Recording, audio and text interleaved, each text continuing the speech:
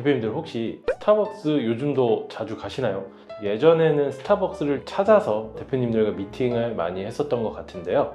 요즘은 점심을 먹고도 스타벅스까지 찾아간다기보다는 인근에 가까운 커피숍에서 직원들하고 커피 한 잔씩 하고 들어오는 경우가 더 많아서 요즘은 예전에 비해서 스타벅스를 많이 찾지 않는 것 같습니다. 예전에 비해서 굳이 라는 생각이 저 말고도 다른 분들한테도 많이 들었을 것 같은데요. 근데 이건 이제 건물주분들도 마찬가지입니다. 안녕하세요. 원빌딩 부동산 중개법인의 윤성 이사라고 합니다. 제가 하는 일이 매일같이 물건을 분석하고 브리핑하는 일인데, 요즘 건물주분들하고 통화하다 보면은 스타벅스에서 먼저 입점 제의가 들어와도 스타벅스를 받지 않고 다이소나 올리브영 같은 기업들을 1층에 임차인으로 받는 경우가 있어서 오늘은 그 부분에 대해서 좀 다뤄볼까 합니다. 스타벅스는 예전부터 글로벌 브랜드라는 이미지와 장기 계약이라는 안정성, 그리고 스타벅스 입점으로 건물의 가치 상승으로 인해 건물주분들이 선호하는 대표적인 임차인이었습니다. 몇 년 전까지만 해도 한수민 씨, 하정우 씨, 전지현 씨, 송승헌 씨, 대성 씨, 싸이까지 본인 건물에 스타벅스를 입점시키고 엑시트까지 한 사례들이 유명해질 정도였으니까요. 그런데 요즘은 또 선호도가 꾸준히 하락하고 있습니다. 일단 하락하는 첫 번째 이유는 스타벅스만의 독특한 임대료 지급 시스템입니다. 스타벅스는 월 매출의 일정 %를 임대료로 지불하는 정률 수수료 방식을 택하고 있습니다. 매출이 낮아지는 만큼 건물주가 실질적으로 가지고 가는 수익률이 낮아질 수밖에 없는 구조인 거죠. 근데 스타벅스가 입점하기 시작한 초창기에는 지금보다 약 5에서 7% 정도 높은 수수료율로 임대차 계약을 했습니다.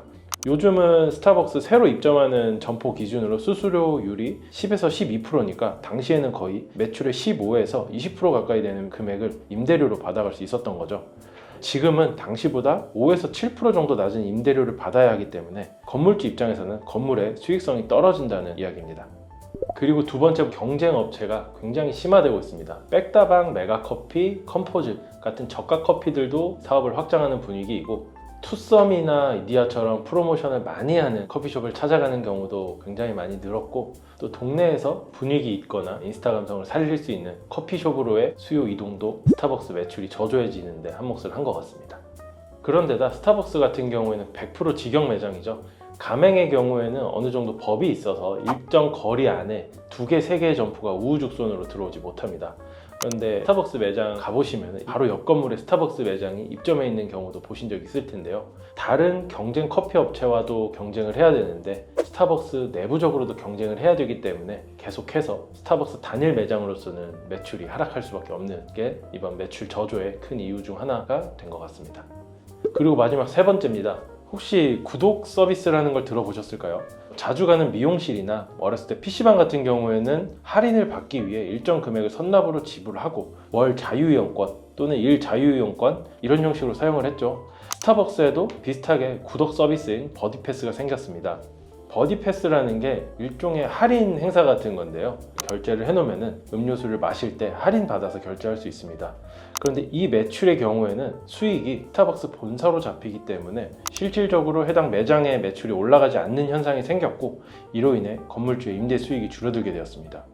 이런 버디패스를 우리가 많이 사용할수록 건물주의 임대 수익은 줄어들 수밖에 없는 구조인 거죠.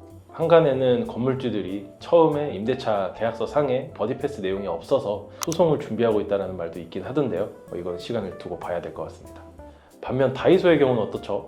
다이소는 고정 임대료 방식이죠. 그리고 다이소가 입점한다는 것은 어느 정도 유동인구가 확보된 지역에 입점을 하고, 다이소라는 기업 자체가 생필품 쪽에서는 대기업이라고 불리울 수 있는 업체이기 때문에 안정적인 임차인이라고도 할 수 있겠죠.